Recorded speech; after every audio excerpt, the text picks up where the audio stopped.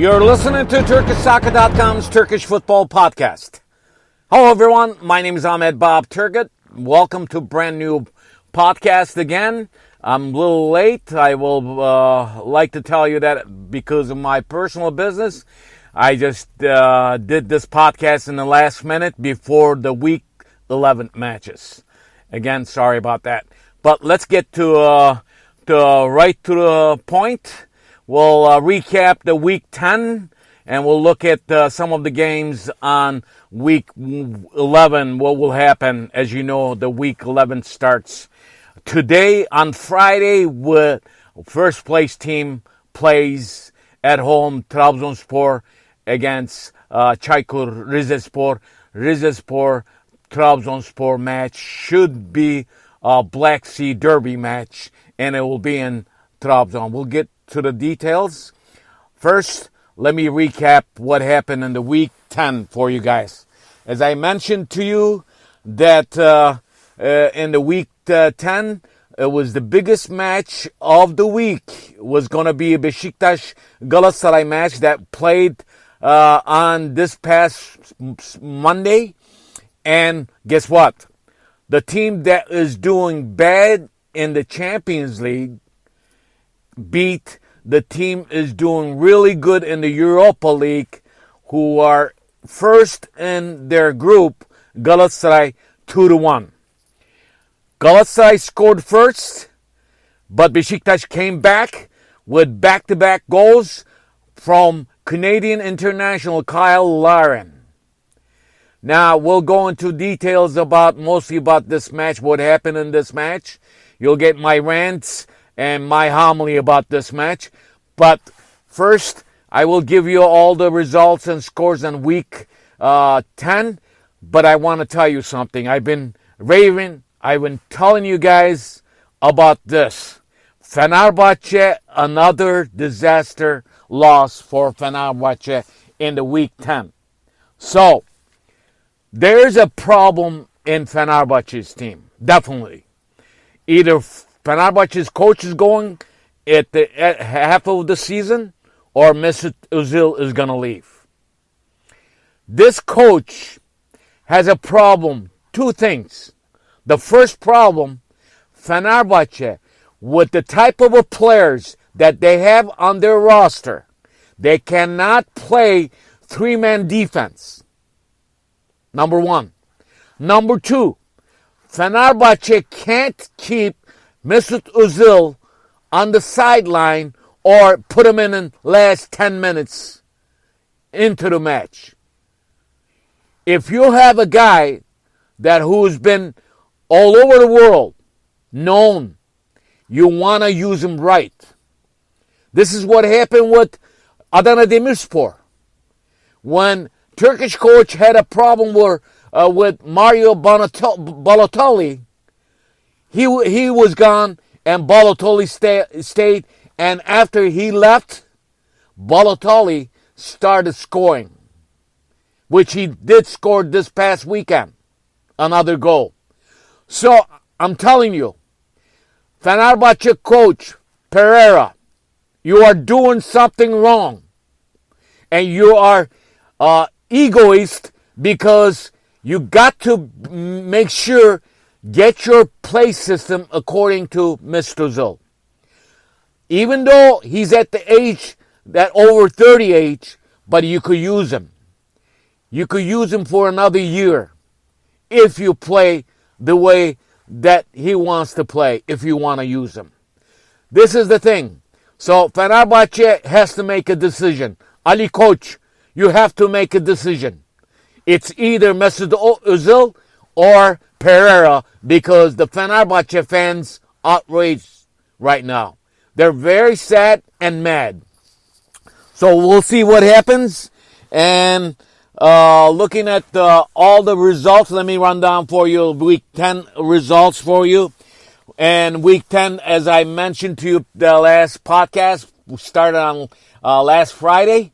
And Yeni Malatyaspor beating Altay 2-1, gained a lot of points. They were at the 9 point and the bottom of the barrel. With this 3-point win, They got 12 points going into week 11. On Saturday, another team was the last team in the bottom. Rizespor beat Kasımpaşa 2-1. First win. Hooray! After 10 weeks, Rizespor gets a win. Guess what? Today, they're going to be playing against Trabzonspor in Trabzon in the week 11. Could it be surprise there? I bet you. I think it will be at least a draw. Mark my point. It will be at least a draw there. So on Saturday, other games that we played on week 10, Gaziantepspor at home tied with Giresun 1-1. And Giresun steal point from Gaziantep. Konyaspor Kayseri match. Konyaspor beat 2-0 Kayserispor. This is the team. Konyaspor is probably one of the best teams playing football in the Turkish Super Lig. And as you know, the Turkish Super League leader Trabzonspor in an away match on Saturday beat Göztepe in Izmir 1-0. Guess what? Gervinho scored. This was his second goal ever since he came to Trabzonspor. He was good in the preseason. He scored a lot of goals in preseason, but they did not score any goals until this one. Let's hope that Gervinho stays in his form, scores some goals. But look for Trabzonspor to have some problems today in the Week 11 match against Rizespor. We'll see what happens. This game coming up later on Bein Sports USA. It will be televised all over the North America. On Sunday, we had games in Week 10. Fatih Karagümrük at home tied with Hatayspor. That is why Hatayspor, I'm going to tell you, they're in the second place. And Antalyaspor lost at home against Başakşehir. Another team is winning back-to-back games. This was the second back-to-back game for Başakşehir. So Başakşehir won the match 2-1. In Sivas, Sivasspor tied with Adana Demirspor 1-1. And Balatali scored that goal, as I told you earlier. And Sunday's last match was at home for Fenerbahçe, and they lost against Alanyaspor. Another good team in the Turkish Super League, Alanyaspor. They're making their marks with Bülent Korkmaz as a coach, former Galatasaray coach and former Turkish international player and Galatasaray player. And they are at, right now, Alanya is in good position, and they are at a very good place with Bülent Korkmaz so far. They beat Fenerbahçe 2-1. In the very last minutes of the match, they lost us. But I blame it to the coach of Fenerbahçe, Pereira. You cannot play three-man system on defense. That's not with the players that you have. There's definitely something wrong there. So, and on Monday, as I mentioned to you, this past Monday, the week of the match, the first biggest derby of the season, Besiktas hosted Galatasaray. Galatasaray came from Europe, came from Moscow actually, with a 3 points and being on top of their group E in the European Europa League, and Besiktas losing at their match in the Champions League. Guess what? Things are different for Galatasaray in the Turkish Super Lig. You know why? Because I think the rotation for Fatih Terim is not working. It worked for him in Moscow. As I mentioned to you last podcast, sometimes it will work, sometimes it won't work. So this time it did not work for Fatih Terim. So, Mr. Terim, you cannot have everything go your way. And the biggest mistake in this match, I see something wrong in Galatasaray team. Because ever since I know Fatih Terim, since 1992, he is very disciplined guy. But how the hell someone who's called to take the penalty kick, who's not called to take a penalty kick, guy like Mustafa picks the ball from Alex, from his hand, takes the PK, and misses it. In this match, this was gutless. This was really embarrassing moment for Fatih Terim. In his team, I never seen something like this in whole his career. So I think Mustafa will pay for this, as if I know Fatih Terim. Galatasaray has defense problems, offense problems, and they're okay in the midfield. But with this kind of rotation between Europe and Turkish Super Lig and coming up the matches, they're not going to be good. They are at the 17th point. They're in the 8th place. They're going to be in trouble. So, in this match, outstanding keeper, Ersin, Besiktas keeper, saved Mustafa's penalty kick and saved a lot of shots of Galatasaray.